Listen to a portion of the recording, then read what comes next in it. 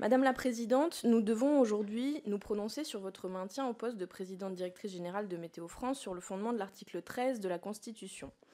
Nous avons pu, à ces fins, consulter vos réponses au questionnaire que je vous avais transmis préalablement et je vous en remercie.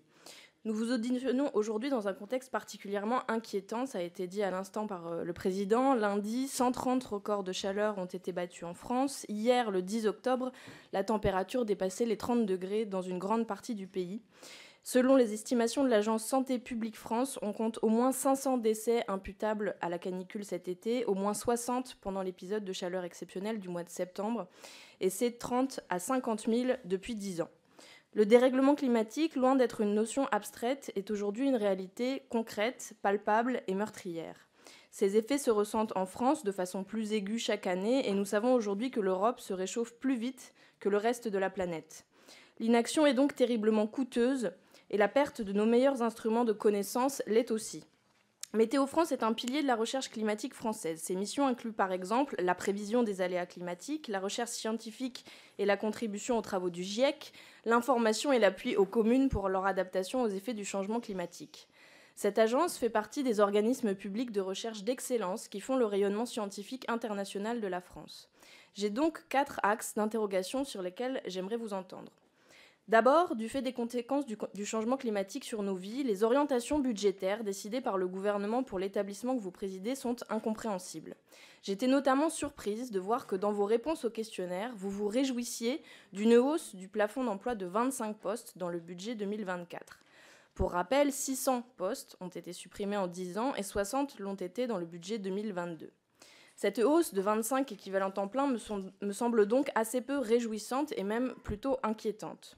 Nous pensons avec mon groupe France Insoumise que Météo France est un opérateur essentiel qui mériterait d'avoir les moyens humains de mener à bien ses missions. Une première question donc, trouvez-vous acceptable ou justifiée de telles réductions structurelles en matière d'effectifs ? Et une autre question, quels moyens seront alloués à la formation de nouveaux prévisionnistes dans les années à venir ?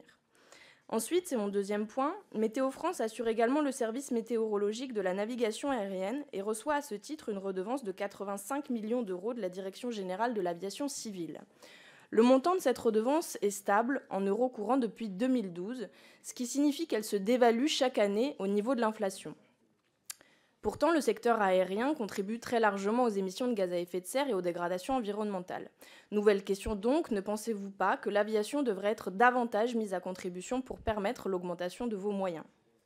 Troisième axe, bien que vous affirmiez au moment de votre nomination en 2019 que vous seriez particulièrement vigilante face à la réduction du nombre d'implantations territoriales de Météo France, vous avez entériné depuis de nombreuses fermetures. Encore une fois, cela me paraît incompréhensible. Il est évident que notre service public de météorologie et de climatologie doit jouer un rôle de premier plan dans la lutte contre le dérèglement climatique et l'adaptation à ses effets. Cela nécessite donc un maillage cohérent du territoire. Ma question, pourriez-vous nous donner une estimation chiffrée sur 10 ans, par exemple, de ces fermetures et allez-vous réouvrir des sites ? Vous évoquez d'ailleurs brièvement dans vos réponses la question de notre implantation dans les territoires dits d'outre-mer, arguant que les effectifs supplémentaires concédés dans ce budget permettront d'y développer des services climatiques locaux. Tout en saluant cette démarche, on ne peut pas s'empêcher de se demander pourquoi cela n'a pas été fait plus tôt, ces territoires étant bien plus exposés que l'Hexagone aux événements climatiques extrêmes. Donc je veux bien votre avis là-dessus. Enfin, et c'est mon dernier axe d'interrogation, l'intersyndicale n'a eu de cesse de dénoncer les suppressions d'implantations, de sites et la centralisation de vos activités. Selon eux, ces décisions nuisent à la fois à la qualité des prévisions et aux conditions de travail des employés. Votre réponse à ma question sur le dialogue social au sein de Météo France était en fort contraste avec la situation décrite par l'intersyndicale ces derniers mois, et notamment lors de la grève qu'ils ont menée en août 2023. Vous dites ainsi, je vous cite, que vous vous êtes investi personnellement depuis 2019 pour assurer un dialogue social de qualité. Pourtant, si vous êtes parvenu à un compromis la semaine dernière avec l'intersyndicale, cette séquence de négociations était, d'après eux, plutôt exceptionnelle. Dans un contexte de crispation générale, et cette fois-ci je les cite, après des années de mauvais traitements. Un dialogue social qui semble donc plutôt s'apparenter à un dialogue de sourds en l'occurrence.